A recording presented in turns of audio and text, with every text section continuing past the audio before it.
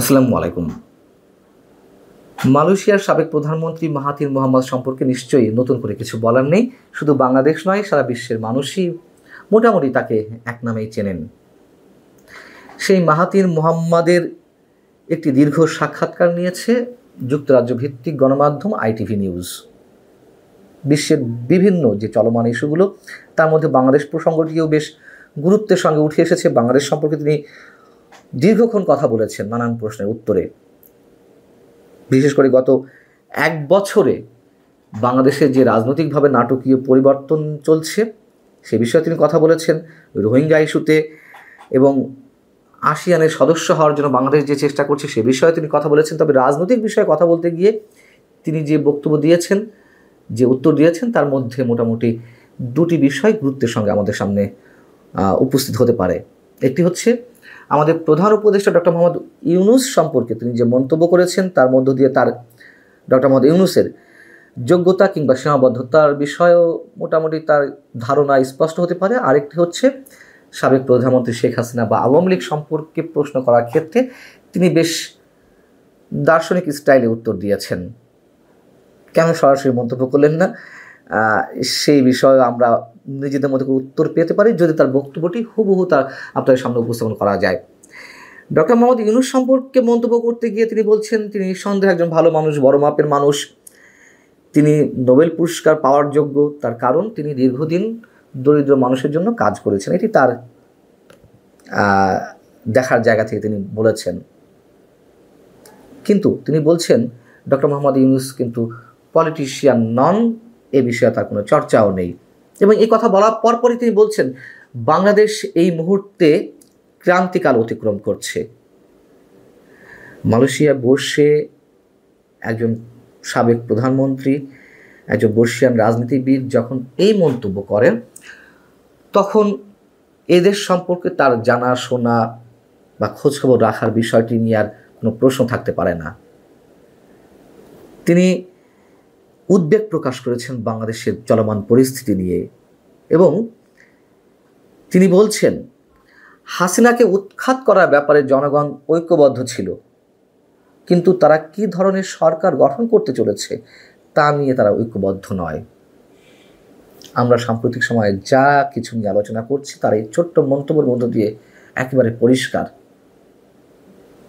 Doctor Mohammad Yunus দাবি করছেন বিভিন্ন আন্তর্জাতিক গণমাধ্যমে সাক্ষাৎকার দেওয়ার সময় তিনি বলছেন যে তিনি বাংলাদেশের মানুষকে ইউনাইটেড করার চেষ্টা করছেন, কিন্তু বাংলাদেশের মানুষ যে কত ভয়ঙ্করভাবে বিভক্তির মধ্যে চলে গেছে সেটা তো আমরা বুঝতে পারছি।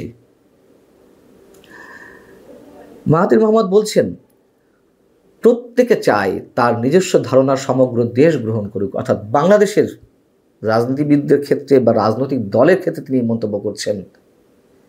এবং এটি একটি প্রধানতম সমস্যা, গুরুতর সমস্যা। যারা ঐক্যবদ্ধ ছিল তাদের মধ্যে এখন দ্বন্দ্ব রয়েছে এবং এই দ্বন্দ্ব, এই মতানৈক্য যে বাংলাদেশকে গভীর সংকট থেকে আরও সংকটময় মুহূর্তে নিয়ে যাচ্ছে, সংকটময় পর্যায়ে নিয়ে যাচ্ছে, সেই বিষয়ে তিনি তুলে ধরার চেষ্টা করেছেন। এর চেয়ে তার খুলাসা করে বলার কিছু নেই। তার কাছে প্রশ্ন ছিল আওয়ামী লীগ সম্পর্কে এবং শেখ হাসিনা সম্পর্কে। প্রশ্ন ছিল এরকম যে আগামী বছর বাংলাদেশ যখন নতুন নির্বাচনের দিকে এগিয়ে যাচ্ছে তখন আওয়ামী লীগের ভবিষ্যৎ ভূমিকা নিয়ে বিতর্ক রয়েছে। এক দশকেরও বেশি সময় ধরে বাংলাদেশের রাজনীতিতে আধিপত্য বিস্তারকারী দলটিকে কি নির্বাচনে অংশগ্রহণের অনুমতি দেওয়া উচিত? এই প্রশ্নের সরাসরি কোনো উত্তর তিনি দেননি। হতে পারে একজন বর্ষিয়ান রাজনীতিবিদ আর এক দেশ সম্পর্কে কূটনৈতিক সুলভভাবে তিনি উত্তরটি দিয়েছেন, তিনি অশোভনীয় কোনো মন্তব্য করতে চাননি, অথবা তিনি বর্তমান সরকারের বিরুদ্ধে স্ট্রেট কিছু বলতে চাননি। কিছু একটা হবে তো। তিনি যেটি বলছেন এটাই গণতন্ত্রের সমস্যা। মানুষ সবসময় সেরাটি বেছে নেয় না, কখনো না কখনো তারা ভুল করে, ভুল লোকদের বেছে নেয়। এবং খানিকটা থেমে তিনি বলছেন কিন্তু বাংলাদেশের মানুষ যদি সাবধানে চিন্তা করে এবং তাদের পছন্দ করে, কাদের পছন্দ করে, আমরা কি ধরে নেব যে তিনি আওয়ামী লীগের কথা বলছেন, ঠিক জানি না। তিনি বলছেন যে বাংলাদেশের মানুষ যদি সাবধানে চিন্তা করে এবং তাদের পছন্দ করে, তাহলে আমার মনে হয় তারা একটি ভালো সরকার বেছে নিতে পারবে। কেন তিনি থেমে গেলেন? কেন তিনি স্পষ্ট জবাব দিলেন না? তিনি আসলে কি বোঝাতে চাইলেন? দর্শক, এই জায়গাটিতে সম্পর্কে বা এই জায়গাটি নিয়ে নিশ্চয়ই আমাদের প্রত্যেকের নিজেদের মতো করে ব্যাখ্যা করার সুযোগ রয়েছে। আমার মন্তব্য না করাই ভালো নিঃসন্দেহে। কিছুদিন আগে আমাদের প্রধান উপদেষ্টা জাপান গিয়েছিলেন নিক্কেই ফোরামের একটা প্রোগ্রামে অংশ নিতে। সেখানে মাহাথির মোহাম্মদের সঙ্গে দেখা হয়েছিল আমাদের প্রধান উপদেষ্টার। যিনি সাক্ষাৎকারটি নিচ্ছিলেন ITV নিউজের পক্ষ থেকে, তখন তিনি বলছেন যে বাংলাদেশ সম্পর্কে তো আপনি অনেক কিছু জানেন, তো ডক্টর মোহাম্মদ ইউনূসের সঙ্গে যখন দেখা হলো তখন কি আপনি কোনো পরামর্শ দিয়েছেন? তিনি উত্তরে বলছেন যে আমি তার কথা শুনেছি। অর্থাৎ নিশ্চয়ই ডক্টর মোহাম্মদ ইউনূস অনেক কথা বলছিলেন তাকে নিজ জায়গা থেকে, এবং তার সমস্যা রয়েছে এটিও তিনি জানেন, কিন্তু আমি তাকে কোনো ধরনের পরামর্শ দিতে যাইনি বা আমার পরামর্শ দেওয়াটা ঠিকও নয়, এবং আমি নিজেকে তেমনটা মনে করি না যে বাংলাদেশের শাসন ব্যবস্থা কোন দিকে নিয়ে যাওয়া উচিত। এই মন্তব্য করা তার জন্য খুবই যুক্তিসঙ্গত, এবং তিনি বলছেন যে আমি এর যোগ্য নয়।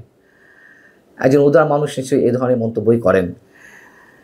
বিষয় হচ্ছে যে ডক্টর মোহাম্মদ ইউনূসের কাছ থেকে মাহাথির মোহাম্মদ সব কিছু শুনেছেন, তিনি তো নিজের থেকে জিজ্ঞাসা করেননি।